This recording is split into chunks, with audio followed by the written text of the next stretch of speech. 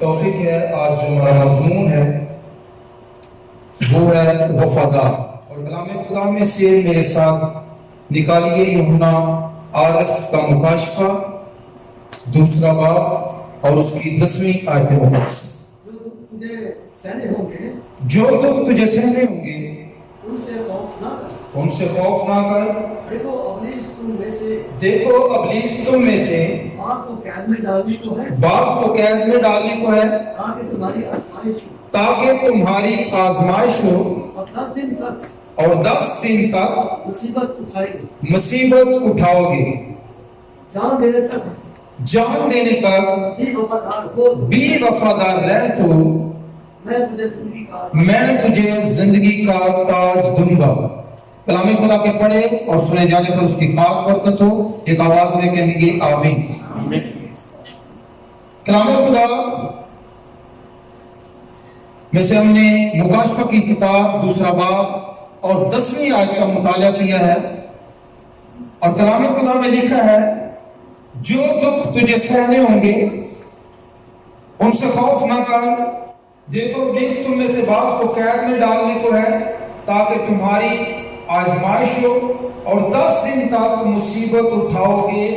جان دینے تک بھی وفادار رہ تو میں تجھے زندگی کا تاج دوں.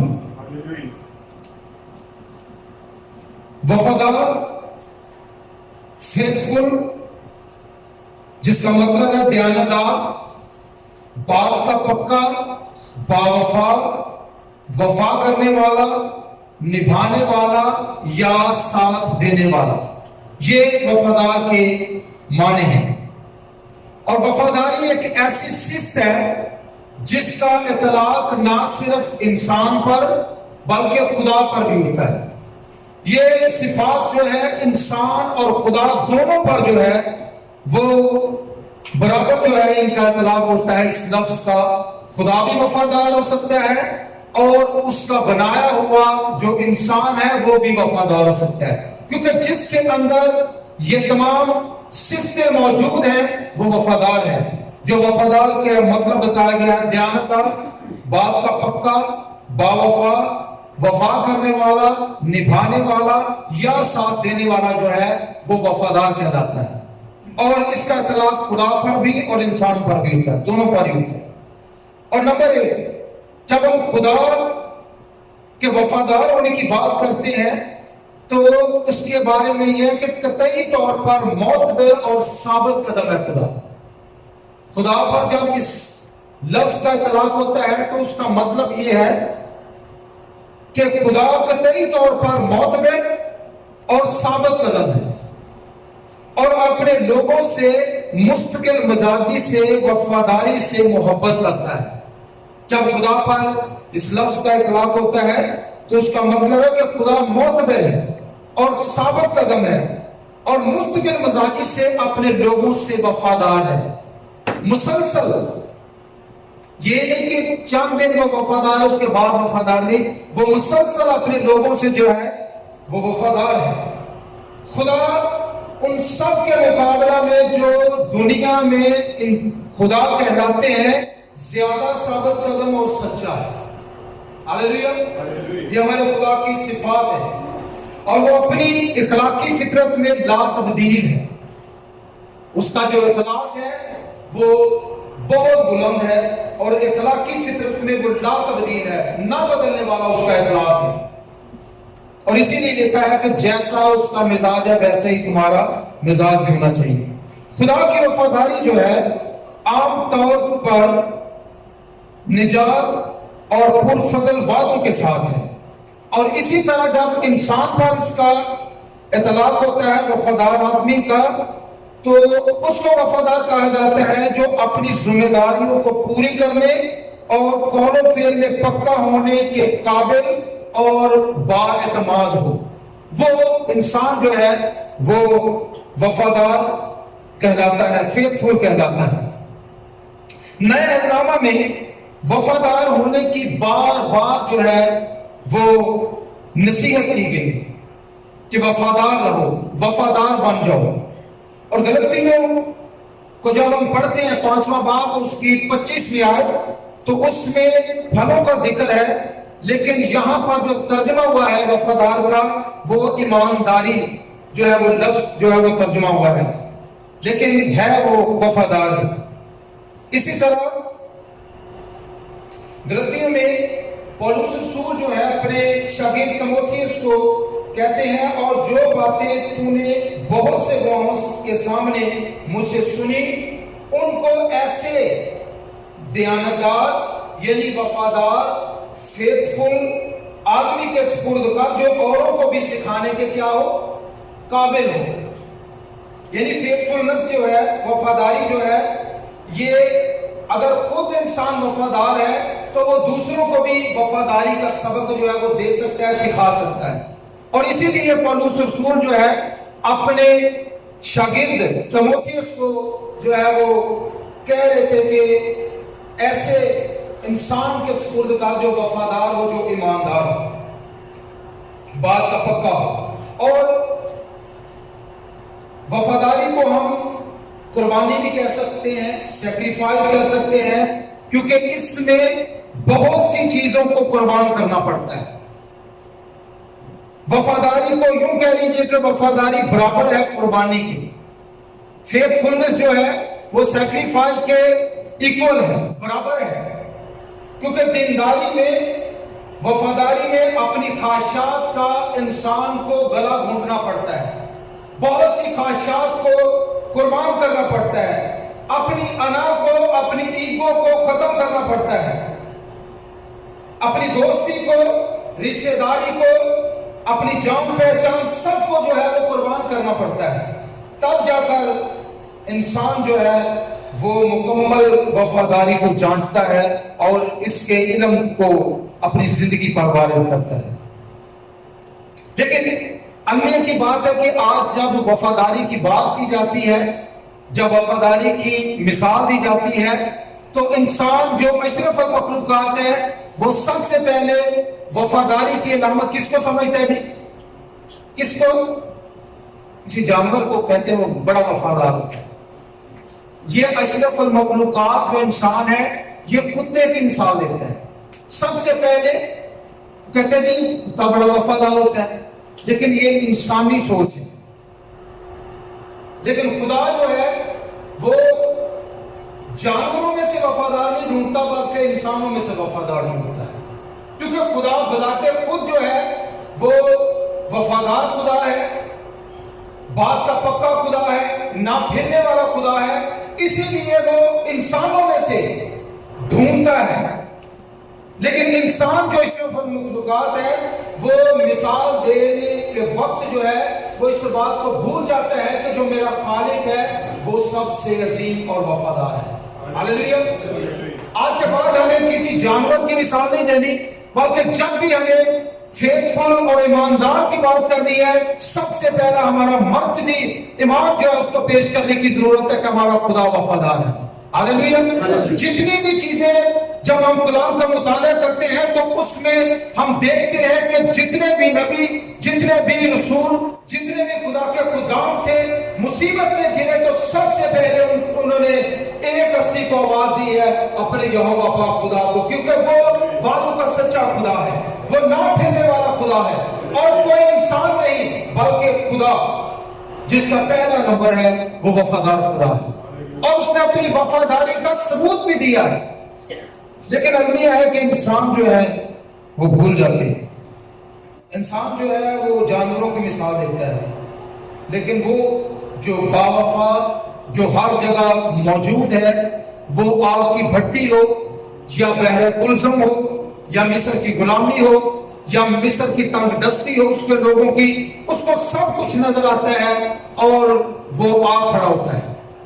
وہ بچانے کے لیے، اپنی وفاداری کو نبھانے کے لیے وہ موجود ہوتا ہے، اور اپنے لوگوں کو اس نے ثابت بھی کیا۔ کلام کی بے شمار جو شہادتیں ہیں اس کی مستقل مزاجی کو پیش کرتی ہے کہ خدا واقعی اپنے لوگوں سے کیسا مستقل مزاجی سے وفادار ہے۔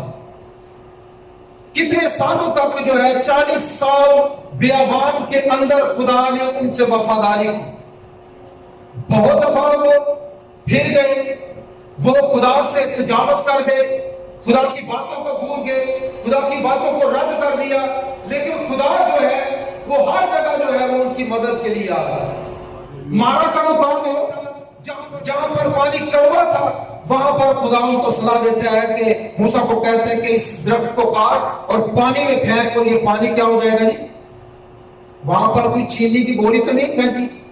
خدا کا اپنا فارمولہ ہے، اور خدا جو وفادار ہے وہ اپنے لوگوں کے ساتھ ساتھ ہوتا ہے، اور مستقل مزاجی سے جو ہے وہ اپنے لوگوں سے وفاداری کو بیان کرتا ہے۔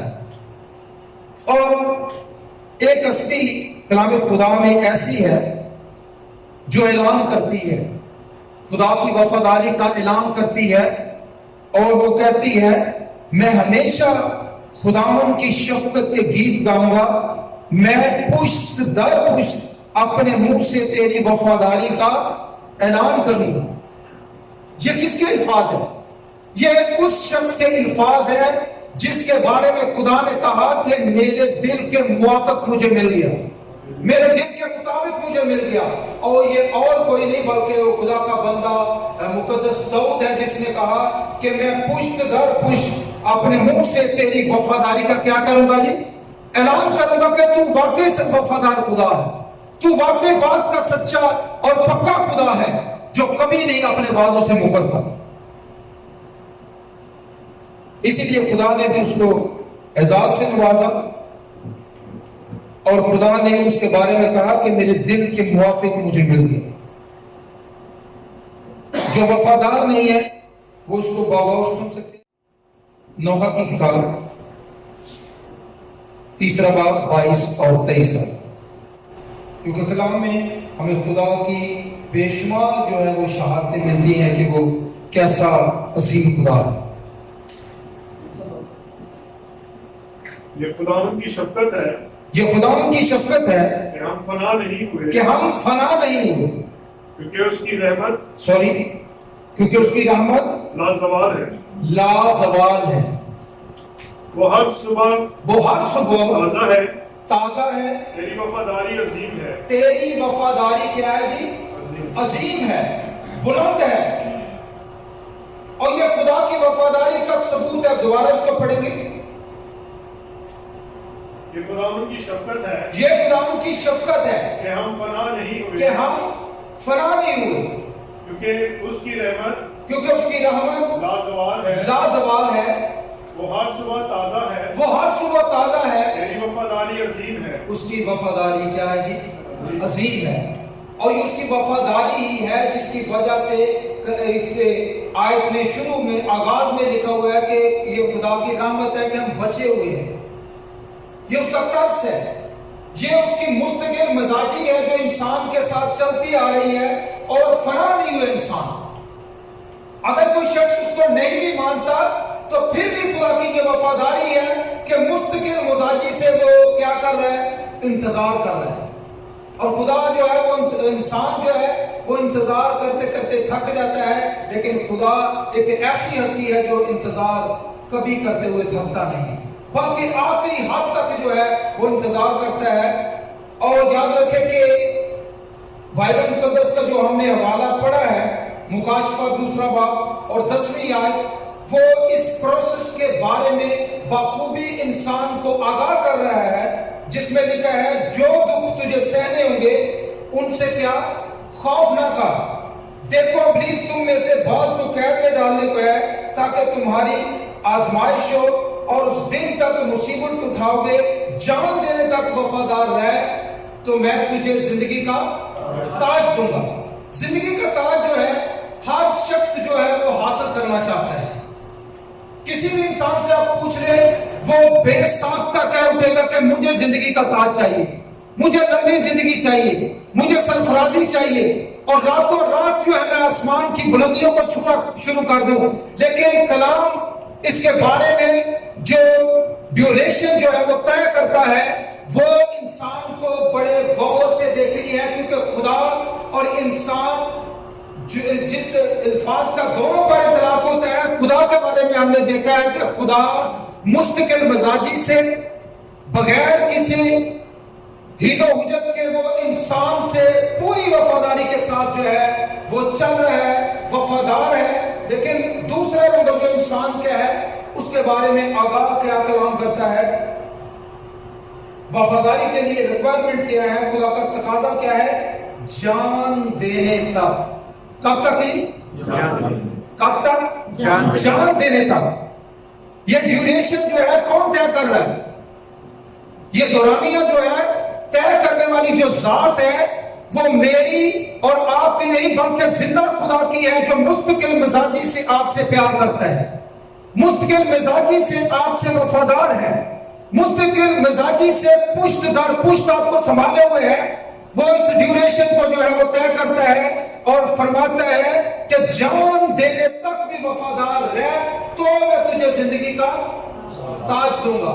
जिंदगी का ताज जो है इसका मतलब है वो आसान नहीं है, इतनी आसान चीज नहीं है। ताज बेशक वो अपने हाथों में लिए हुए है और आप इंसानों के लिए है, हम इंसानों के लिए है, लेकिन उस ताज को हासिल करने के लिए हमें किन किन चीजों में से गुजरना पड़ेगा? दोबारा पढ़ेंगे इसको, मुकाशफा 2 बाब और 10वीं आयत। इस प्रोसेस से, इस अमल से खुदा बजाते खुद आगाह कर रहा है जिंदगी के ताज को हासिल करने के लिए। और बेशुमार ऐसे लोग हैं जो दुनिया को छोड़ना ही नहीं चाहते। एक अमीर शख्स जब यीशु के पास आया तो उसने कहा कि उस्ताद मैं हमेशा की जिंदगी कैसे असर कर सकता हूं? तो खुदा यीशु को दिलों का पता था, वो दिलों का हाल जानता था। उसने कहा कि अपना सारा माल बेच का जो है वो गरीबों को दे दे। तो उसने दे दिया? नहीं दिया। और ऐसा ही है कि आज भी इंसान देना कुछ नहीं चाहते, लेना चाहते हैं। और वो भी क्या? जिंदगी का ताज। जिंदगी के ताज को हासिल करने के लिए किन चीजों में से गुजरना है, किस अमल और प्रोसेस से हमें गुजरना है, गौर से सुनिए। जो दुख तुझे सहने होंगे, जो दुख तुझे सहने होंगे उनसे खौफ ना कर, और उनसे खौफ ना कर। देखो अबलीस तुम में से बास को कैद में डालने को है, ताकि तुम्हारी आजमाइश हो, और 10 दिन तक मुसीबत उठाओगे, जान देने तक भी वफादार रह तो मैं तुझे जिंदगी का ताज दूंगा। मौजूदा दौर के लिए हम देख सकते हैं कि खुदा की जो डिमांड है वो ये है कि जान देने तक भी वफादार रहे तो मैं तुझे जिंदगी का ताज उसके पास है। ताज देने से इनकार ही नहीं है, लेकिन जिस प्रोसेस में से आपको गुजरना है वो आगाह करता है। हमें इन प्रोसेस में से गुजरना क्यों है? हमारे जेलों के अंदर ये सवालात जो है वो जन्म ले सकते हैं कि जरूरी क्यों है ये? क्या खुदा हमें सिर्फ दुख में से गुजार कर देना चाहता है, दुख के अलावा नहीं दे सकता? इसके बारे में 2 तीमुथियुस 2 बाब और 12वीं आयत को जो हम पढ़ेंगे। दुख क्यों जरूरी है? दुख में से ही क्यों गुजार कर वो आपको जो है वो जिंदगी का ताज देना चाहता है?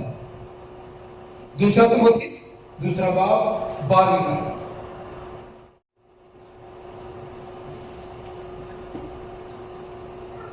क्योंकि मुकाशफा में लिखा जो दुख तुझे सहने होंगे उनसे खौफ ना कर, और अगर दुख में से हम गुजरेंगे तो क्या हासिल होगा? जी पढ़े। अगर हम दुख सहेंगे, गौर करें, अगर हम दुख सहेंगे तो उसके साथ बादशाही भी करेंगे। अगर हम उसका इनकार करेंगे तो वो भी हमारा इनकार करेगा। आमीन। पहला पॉइंट क्या था? दुख सहने होंगे। जो दुख तुझे सहने होंगे उनसे क्या? खौफ ना कर। और आखिरी ऑप्शन जो है वो उसमें लिखा है जान देने तक भी वफादार है तो मैं तुझे जिंदगी का ताज दूंगा। और पहले पॉइंट ये था कि दुख सहने होंगे। दुख क्यों सहने होंगे? तीमुथियुस बयान करता है कि अगर दुख सहेंगे तो बादशाही भी करेंगे। इसका मतलब है कि बादशाही करने से पहले दुखों में से, इस प्रोसेस में से गुजरना जरूरी है। और कहा जाता है कि बादशाहों की औलाद जो है उसको सबसे पहले आर्चरी जो है वो सिखाई जाती थी, तीर اندازی. اور آج بھی جو ہے وہ اسرائیلی جو ہے اپنے لوگوں کو, اپنے بچوں کو تیر اندازی بیسک جو ابتدائی وہ شروع کرتے, ٹریننگ ان کی ان میں آرچری تیر اندازی سکھاتے ہیں تاکہ ان کا فوکس جو ہے وہ زندگی کے دوسرے معاملات میں بہت زیادہ اچھا ہو جائے. جب آپ عملی طور پر اچھے ہوتے ہیں تو پھر آپ ذہنی طور پر بھی اچھے ہوتے ہیں, پھر آپ کو بخوبی اندازہ ہو جاتا ہے. اور خدا کبھی نہیں چاہتا کہ بغیر آپ اندازے کے, بغیر آپ عملی قدم کے جو ہے وہ تاج حاصل کریں, بلکہ وہ کہتا ہے کہ اگر دکھ سہیں گے تو بادشاہی بھی کریں گے. اور بادشاہ جتنے بھی بادشاہتے ہیں ہم دیکھتے ہیں کہ ان کے جتنے بھی شاہزادے ہوتے ہیں, پرنس ہوتے ہیں, ان کو ٹریننگ کرنی ضروری ہوتی ہے. وہ فوجی ٹریننگ کا حصہ ہوتے ہیں اور وہ ساری ٹریننگ اس لیے کرواتے ہیں تاکہ فیصلے کرنے میں ان کو کسی طرح کی پریشانی نہ ہو. خدا اگر آپ کو تخت دینا چاہتا ہے, بادشاہی دینا چاہتا ہے, آپ کو وہ زندگی کا تاج دینا چاہتا ہے, تو وہ چاہتا ہے کہ آپ ایمین لے لیں. خدا چاہتا ہے کہ عملی طور پر آپ جو ہے وہ اس کو حاصل کریں. راہ جاتے ہیں آپ نہ لے لیں تاج کو, بلکہ لکھا ہے اگر دکھ سہیں گے تو بادشاہی بھی کریں گے. اور یاد رکھیں کہ جب ہم واقف ہوتے ہیں تو ہماری کھرڑی کے اندر خوف بھی نہیں ہوتا. جب ہم اپنے مقصد سے بخوبی واقف ہوتے ہیں تو ہماری زندگی کے اندر خوف بھی نہیں ہوتا, کیونکہ ہم جان ہوتے ہیں کہ تاج دینے والی ہستی کون ہے. اور اگر ہمیں یہ بخوبی پتا ہوگا تو ہم دکھوں میں سے گزرتے ہوئے خوف نہیں کریں گے, کیونکہ ہم جانتے ہیں کہ ہمارا خدا جو ہے وہ کیسا خدا ہے, جو ہم سے تقاضا کر رہا ہے, جو ہم سے ریکوائرمنٹ جس کی ہے, جس کا تقاضا ہے کہ جان دینے تک بھی وفادار ہے تو میں زندگی کا تاج دوں گا. ہمیں اس بات کا پہلے سے معلوم ہونا چاہیے, پتہ ہونا چاہیے کہ ہمارا خدا مستقل مزاجی کے ساتھ ہمارے ساتھ وفادار ہے. اور اگر وہ وفادار ہے تو ہمیں وفادار بنانے کے لیے وہ کس پروسیس سے ہمیں گزارتا ہے. جو دکھ تجھے سہنے ہوں گے ان سے خوف نہ کر. اور خوف دکھ جو ہے وہ ہمیں بادشاہی کے لیے تیار کرتے ہیں, کیونکہ اگر دکھ سہیں گے تو بادشاہی بھی حاصل کریں گے. تو خوف ایٹومیٹکلی ہماری زندگی سے جو ہے وہ دور ہو جاتا ہے. دوسرا اس کا پوائنٹ ہے قید. یہ بھی ایک مشکل مرحلہ ہے, اور ہم دیکھتے ہیں کہ پولوس اور سیلاس قید خانہ میں تھے. کہاں تھے وہ؟ قید خانہ میں کر کیا رہے تھے؟ رو رہے تھے, پیٹ رہے تھے, کیا کر رہے تھے؟ کلام میں کلم بند ہے کہ وہ خدا کی پرستش کر رہے تھے. ہاللیلویا. اور پرستش کے وسیلہ سے کیا ہوا کہ قید خانہ کی نیو جو ہے وہ ہل گئی. آج ہم جب بھی دکھوں میں سے گزرتے ہیں خوف طاری ہوتا ہے, اور ہم جو ہے خوف سے جو ہے لرز جاتے ہیں, اور قید میں ہم جو ہے وہ دل برداشت ہو جاتے ہیں. لیکن یہاں جن ہستیوں کا ذکر میں کر رہا ہوں انہوں نے گھبرانے کی بجائے جو ہے وہ خدا کے نام کو جلال دینا شروع کیا, اور لکھا ہے کہ دروازے ٹوٹ گئے, اور وہ جو قید خانہ کا دربان تھا اس نے کہا, وہ خوف زدہ ہو گیا, اپنے آپ کو مارنا چاہتا تھا, لیکن پولس اور سیلاس نے اس کو منع کیا, اور اس نے کہا کہ صاحب میں کیا کروں کہ نجات پاؤں. پھر موقع ملتا ہے جب آپ پرستش کرتے ہیں, جب قید و بند کے دروازے کھلتے ہیں تو پھر خدا آپ کو استعمال کرتا ہے. لوگ پوچھتے ہیں کہ ہم کیا کریں کہ نجات کو حاصل کریں, پھر آپ بخوبی جو ہے وہ بتا سکتے ہیں. قید ضروری ہے, دکھ ضروری ہے, خوف بذات خود ہم سے دور نہیں ہوتا, لیکن اس خوف کو جب ہم جان رہے ہوتے ہیں کہ خدا ہمارا جو ہے وفادار خدا ہے تو پھر ہمارا خوف بھی دور ہو جاتا ہے. آزمائش کے بارے میں ہم پڑھیں گے. آزمائش کے بارے میں لکھا ہے کہ آزمائش جو ہے وہ صبر پیدا کرتی ہے. کیا کرتی ہے جی؟ صبر پیدا کرتی ہے. تاج کو حاصل کرنے کے لیے بے صبرے لوگوں کی ضرورت نہیں ہے. خدا کو تاج کو حاصل کرنے کے لیے صبر کا ہونا ضرور ہے. اور آزمائش جو ہے وہ کرنتھیوں میں لکھا ہے کہ آزمائش جو ہے وہ صبر پیدا کرتی ہے, اور خدا جو ہے وہ صابروں کا خدا ہے, بے صبروں کا خدا نہیں. لیکن آج دور حاضرہ میں ہم دیکھتے ہیں کہ انتظار کرنا دنیا کا سب سے مشکل ترین کام ہو گیا. کوئی شخص جو ہے وہ انتظار نہیں کرنا چاہتا، لیکن خدا جو ہے وہ اس عمل کو دیکھ رہا ہوتا ہے اور لکھا ہے جو دکھ تجھے سہنے ہوں گے ان سے خوف نہ کر۔ بعض کو ابلیس قید میں ڈالنے کو ہے تاکہ تمہاری کیا ہو؟ آزمائش ہو، تاکہ آپ کا صبر جو ہے وہ کہیں جواب نہ دے جائے، بلکہ آپ کا صبر جو ہے وہ مضبوط ہوتا ہے، آزمائش سے آپ کا صبر جو ہے اور زیادہ پختہ ہوتا ہے۔ اور لاسٹ جو اس کا لفظ ہے وہ ہے مصیبت، اور مصیبت بھی ساری چیزیں کٹھیاں کر لو تو مصیبت ہے، دکھ ہے، خوف ہے، قید ہے، آزمائش ہے، یہ ساری چیزیں جو ہیں جب مل جاتی ہیں تو پھر کیا انسان کے منہ سے نکلتا ہے؟ مصیبت ہی پھنستے ہیں۔ لیکن مصیبتوں سے نکالنے والی جو ہستی ہے جس نے اس ڈیوریشن کے بارے میں آپ کو آگاہ کیا ہے کہ جو دکھ تجھے سہنے ہوں گے ان سے خوف نہ کر، جو فرماتا ہے کہ جان دینے تک بھی وفادار رہے تو میں تجھے زندگی کا تاج دوں گا۔ آپ کو پتا ہونا چاہیے کہ مصیبتوں میں میرا مددگار جو ہے وہ مستقل مزاجی سے جو ہے مجھ سے وفادار ہے، اسی لیے وہ مجھ سے توقع کر رہا ہے، اسی لیے وہ چاہ رہا ہے کہ میں مصیبتوں میں بھی، دکھوں میں بھی، آزمائشوں میں بھی کبھی جو ہے وہ دل برداشتہ نہ ہو، میری کھلڑی میں کوئی ڈر نہ ہو۔ اور مصیبت کے بارے میں زبور 119 پڑھیں گے۔ مصیبت کرتی کیا ہے؟ اکثر ایمانداروں کی زندگی میں جب مصیبت آتی ہے تو وہ دل برداشتہ ہو جاتے ہیں، اور کوئی بھی شخص جو ہے، غور کیجئے گا، کوئی بھی شخص جو ہے وہ کبھی نہیں چاہے گا میں مصیبت میں پڑھوں، لیکن مصیبت جو ہے وہ کتنی ضروری ہے کلام خدا میں سے پڑھیں گے۔ کوئی بھی بھائی جس نے نکالا ہے وہ جلدی سے پڑھنے میں رہنمائی کر سکتا ہے۔ زبور 119 اس کی 67 آیت 67۔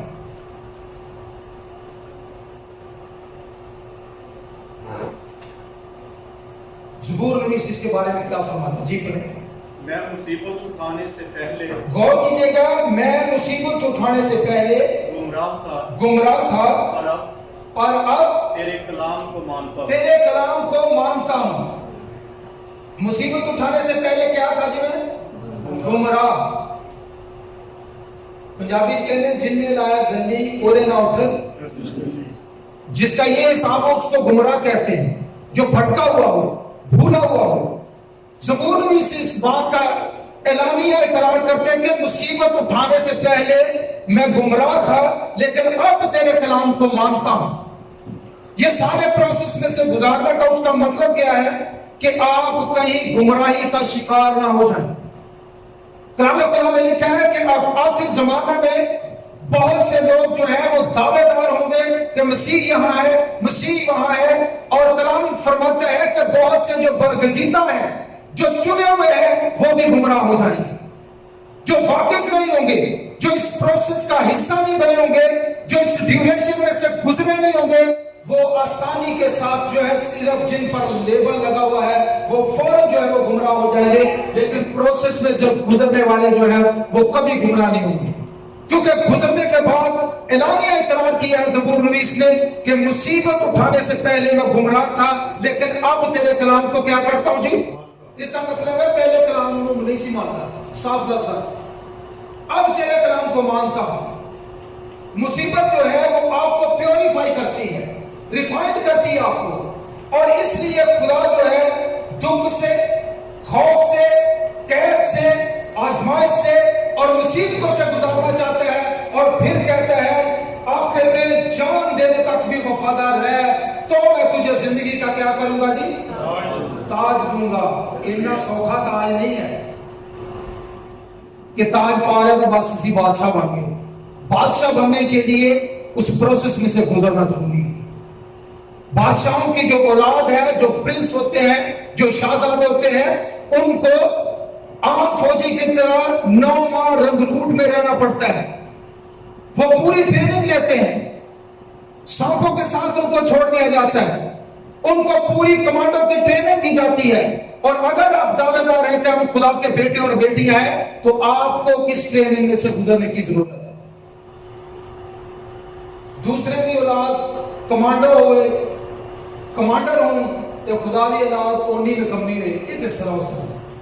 یہ نہیں ہو سکتا۔ اسی لیے خدا کہتا ہے دکھ میں سے، خوف میں سے، قید میں سے، آزمائش اور مصیبت سے جب آپ ٹریننگ حاصل کر لیتے ہیں تو اس کے بعد آپ کے لیے جو ہے وعدہ کیا ہوا ہے کہ جان دینے تک بھی وفادار ہے تو میں زندگی کا تاج دوں گا۔ زندگی کا تاج ہے ہی آپ کے لیے، لیکن اس پروسیس میں سے گزرنا جو ہے آزاد ضروری ہے اور آپ کے لیے ہی اہم ہے۔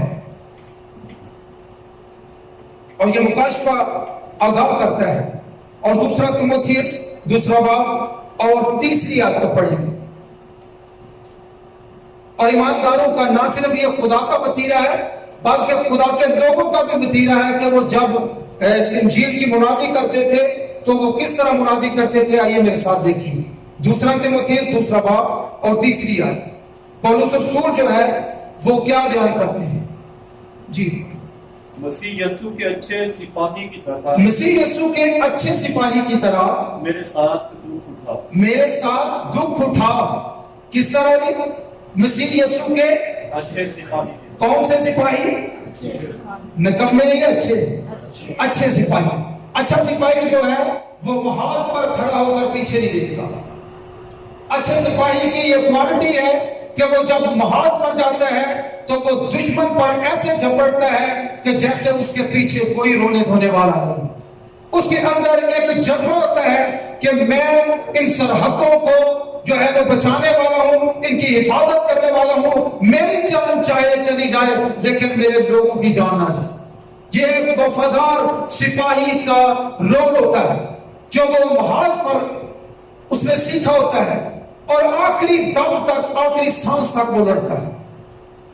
اور کلام بیان کرتا ہے کہ مسیح یسوع کے کون سے سپاہی؟ اچھے سپاہی۔ سپاہی انجینئر ہوتے ہیں، دفاع کرنا بھی نہیں ہوتا تے اٹیک کرنا بھی نہیں ہوتا۔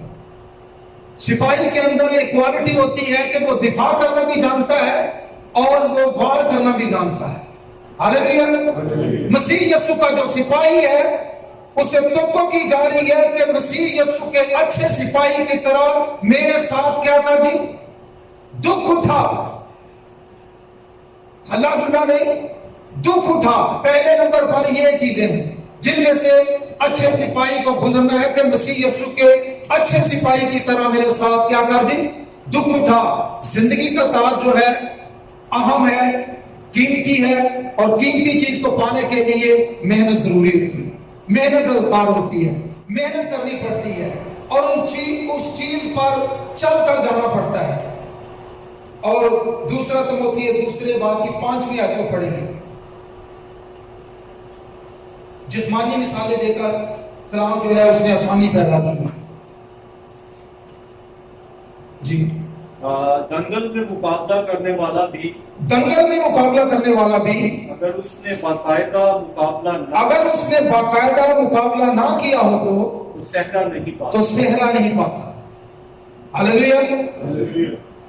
باقاعدہ مقابلہ کرنا ضروری ہے،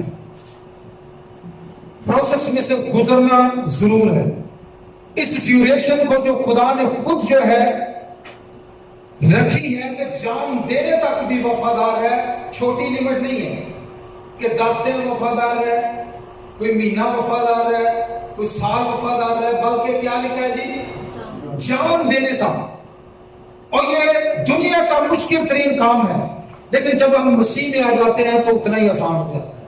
ہاللیلویہ۔ مشکل تمام چیزیں تب تک ہوتی ہیں جب ہم نے حد کو عبور نہیں کیا ہوتا، جب ہم دور سے کھڑے جو ہے نا کہتے تھے نہیں بڑا ڈونگا ہے۔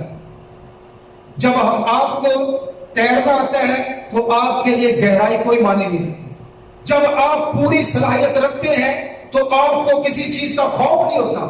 اسی لیے خدا آپ کے خوف کو دور کرنا چاہتا ہے اور وہ فرماتا ہے دکھ کو یوں دور کرتا ہے، جو دکھ تجھے سہنے ہوں گے ان سے خوف نہ کر۔ دیکھو ابلیس تم میں سے بعض کو قید میں ڈالنے کو ہے تاکہ تمہاری آزمائش ہو، اور 10 دن تک مصیبت اٹھاؤ گے، جان دینے تک بھی وفادار رہے تو زندگی کا تاج دوں گا۔ زندگی کا تاج ہے ہی آپ کے لیے، اور خدا چاہتا ہے جیسا وہ وفادار ہے. اور ہم نے ابتدا میں سیکھا کہ وفادار جو ہے اس کا مطلب ہے دیانتدار, بات کا پکا, باوفا, وفا کرنے والا, نبھانے والا اور ساتھ دینے والا. جس کے اندر یہ خوبیاں ہیں وہ سرفرست ہمارا خدا ہے, جو مستقل مزاجی سے ہمارے ساتھ وفا بھی کر رہا ہے, ہمارے ساتھ نبھا بھی رہا ہے. بے شک ہماری کوالٹیز وہاں تک نہ ہو, اس کے قابل اندازہ تک نہ ہو, خواہ ہم اس کے مطابق اس کی پرستش کر رہے ہوں یا نہ کر رہے ہوں, لیکن مستقل مزاجی سے خدا ہمارا جو ہے ہمیں برداشت کرتا ہے, ہمارے ساتھ وہ نبھا رہا ہے, ہمارا ساتھ دے رہا ہے. اور اطلاق دونوں پر ہوتا ہے, لیکن خدا ہم دیکھتے ہیں کہ مستقل مزاجی سے. اور وہی مستقل مزاجی جب انسان کے اندر آ جائے گی تو یاد رکھیں کہ زندگی کا تاج صرف آپ کے لیے. پھر آپ کو انتظار کرنا نہیں پڑے گا, پھر آپ کو ڈر اور خوف کا سامنا تو ضرور کرنا پڑے گا, لیکن آپ خوف زدہ نہیں ہوں. پولس رسول کو آخر میں جب شاگردوں نے ایکسپٹ کر لیا تو انہوں نے کہا کہ روم میں نہ جاؤ. اگر تو روم میں جائے گا تو جان سے مارا جائے گا. لیکن کیا وہ باز آیا؟ کیوں باز نہیں آیا؟ جان تو اس کی واقعی گئی. اس لیے باز نہیں آیا تھا تاکہ انجیل کا جو اس کے سپرد کام تھا وہ دوسرا کوئی شخص نہیں کر سکتا. وہ جب گیا جان بے شک گئی, لیکن انجیل جو ہے وہاں تک پہنچی اور بے شمار لوگوں کو جو ہے اس نے زندگی بخشی. اور آج بھی جب ہم اپنی جان کی پرواہ کیے بغیر کسی خوف کے آزمائشوں میں سے, دکھوں میں سے, مصیبتوں میں سے گزرتے ہیں, تو مصیبت جس کے بارے میں ہم نے سیکھا ہے کہ مصیبت جو ہے وہ ہمیں پیوریفائی کرتی ہے, اور مصیبت جو ہے گمراہیوں سے بچاتی ہے. تو پھر یاد رکھیں کہ زندگی کا تاج 100% جو ہے وہ ہمیں ملتا ہے, کیونکہ وہ وعدہ کرنے والی جو ذات ہے وہ کوئی انسانی ذات نہیں بلکہ وہ خدا کی ذات ہے, جو سچا ہے, عادل ہے, وفادار ہے, اور مستقل مزاجی سے ہم سے وفاداری کر رہا ہے اور تقاضا بھی کرتا ہے. اگر خود وفادار ہے تو وفاداری کا وہ آج ہم سے تقاضا کرتا ہے. جان دینے تک ہمیں کیا کرنا ہے؟ وفادار رہنا. 1-2 دن نہیں, 1 ہفتہ نہیں, 1 سال نہیں, بلکہ ہمیں زندگی کے آخری ایام تک جو ہے وہ وفادار رہنا ہے. تو زندگی کا تاج ہمارا ہے. آئیے اپنے سر کو جھکائیں گے, اپنے